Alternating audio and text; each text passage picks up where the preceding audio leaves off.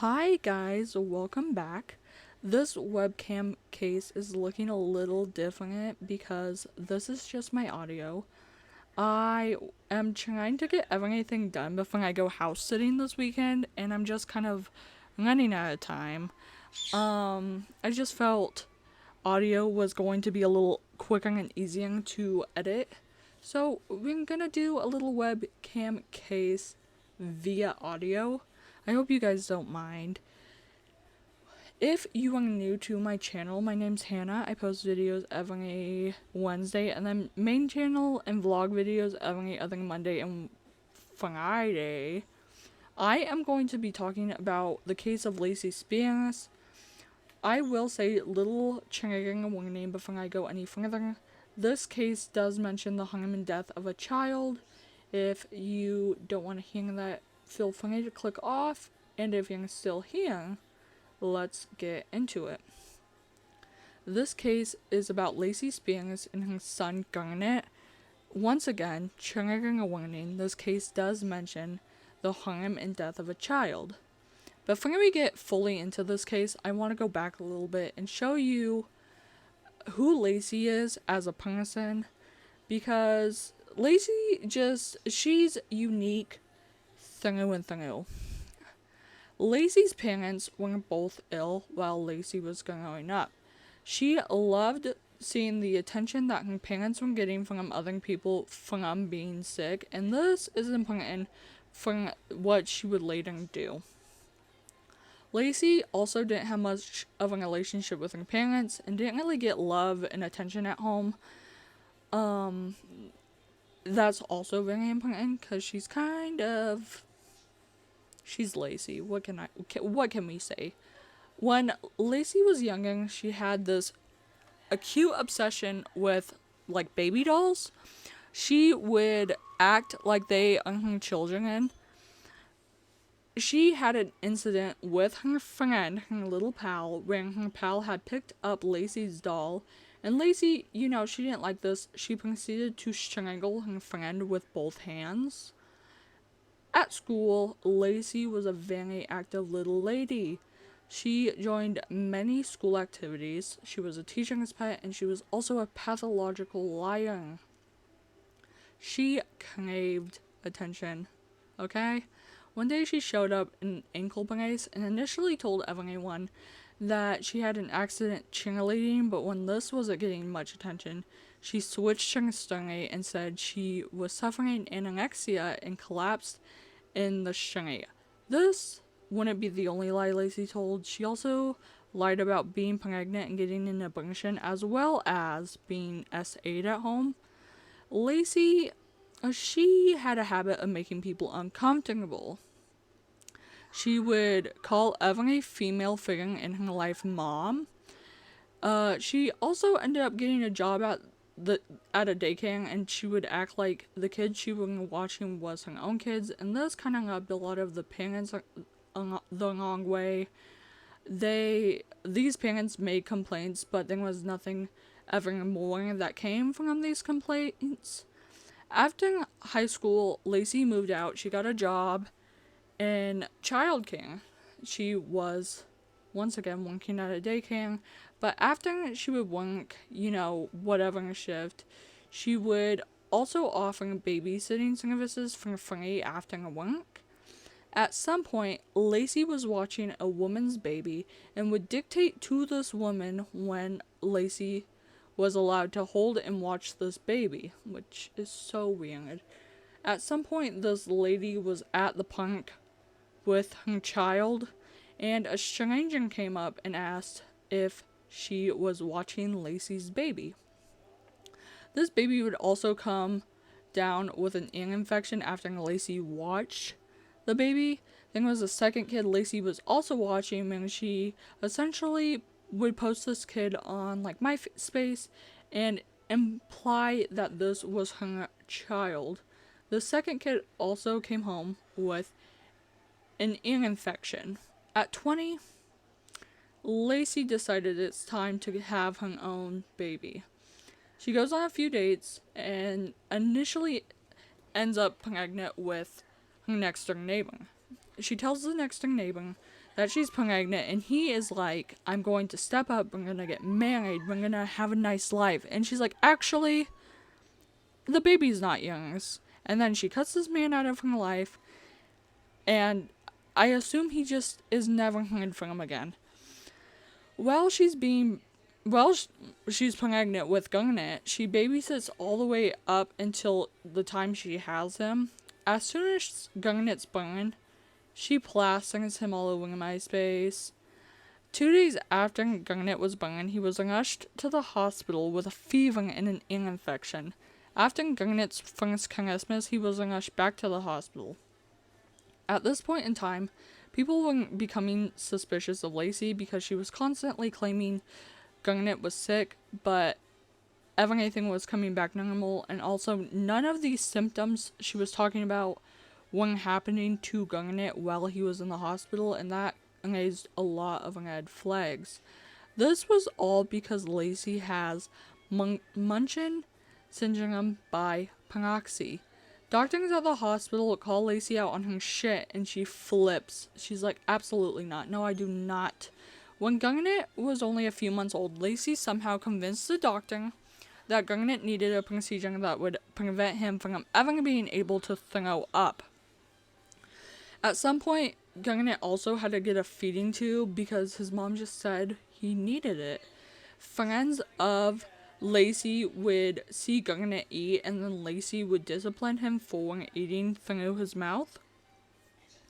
At some point, Lacey would have to drop everything she's doing and she's currently living and move to Florida because people around her were becoming suspicious, as they do. After she moves, she starts this little blog about the journey with Gungnit. On this blog, she also claimed that the man she went on 2 dates with was Gungnit's dad, and that he was also dead, making her a widow and a single mom.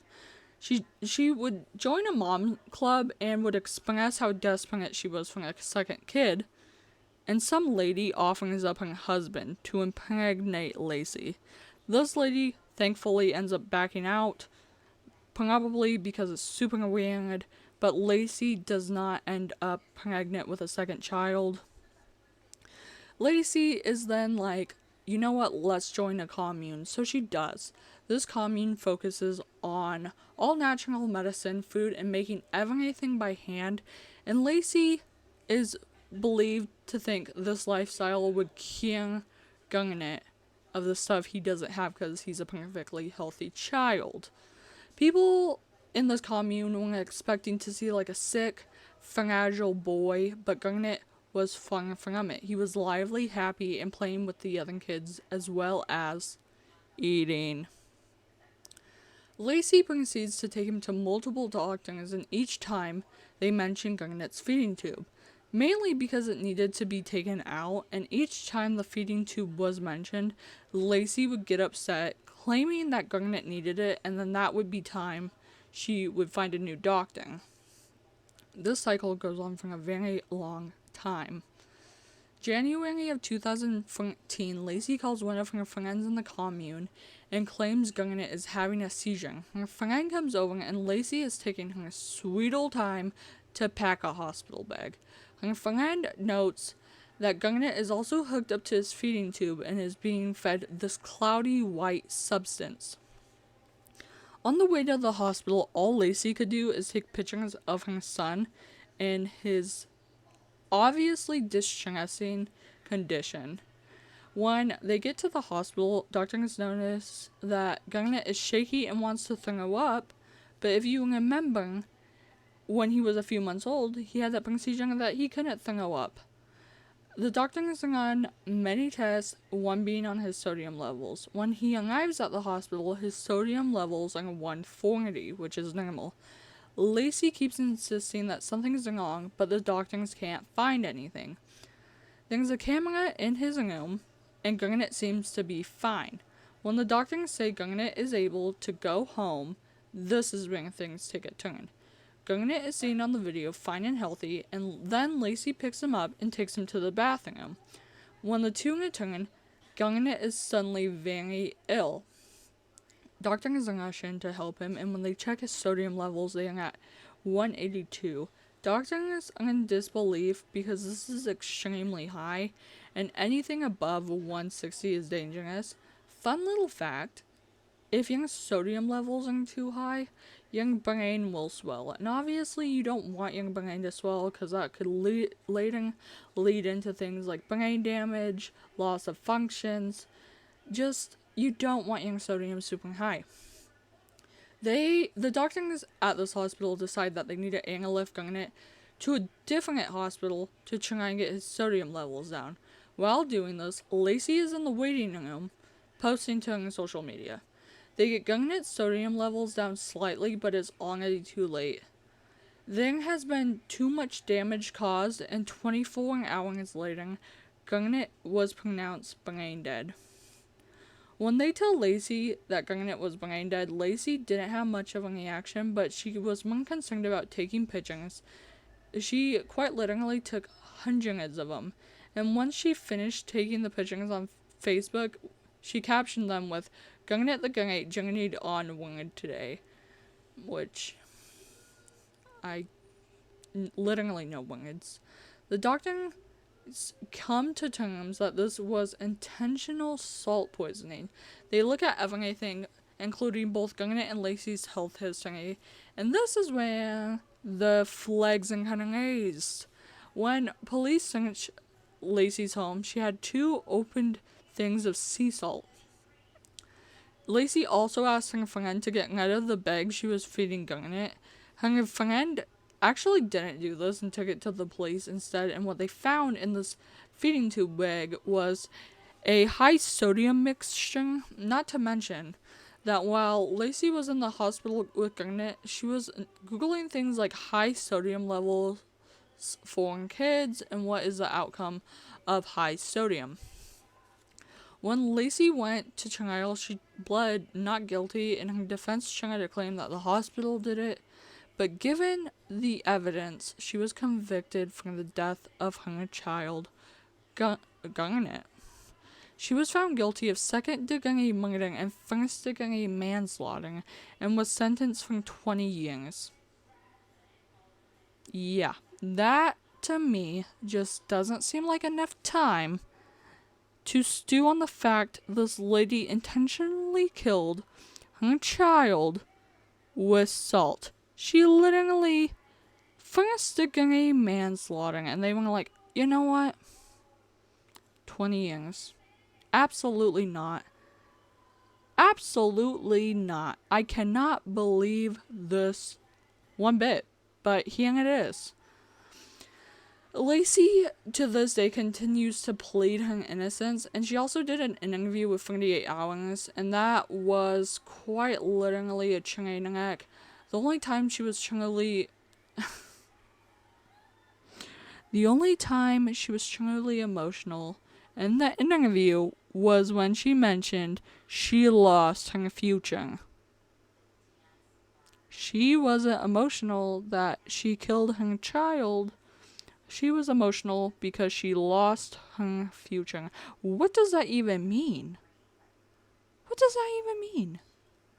Like, oh, boo-hoo, you had to go to prison for 20 years because you killed your child. Do I pity this lady? Absolutely not. Absolutely not. And you know what? Good. I'm so glad she lost her future because she wanted to be an evil person. Kind of sick and twisted to me. Sick and twisted! Sick and twisted! With that being said, that is the end of this webcam case. I enjoy doing these, and I've been sitting on this case for about a year. I want to say I originally typed it out June of 2022, and we are in August. We're in August of 2023. So I'm super happy to get this out and share this case with you because I was blown away. I will continue to be blown away. And I will see you on Wednesday with a little Hannah Reacts video. See you later, alligator.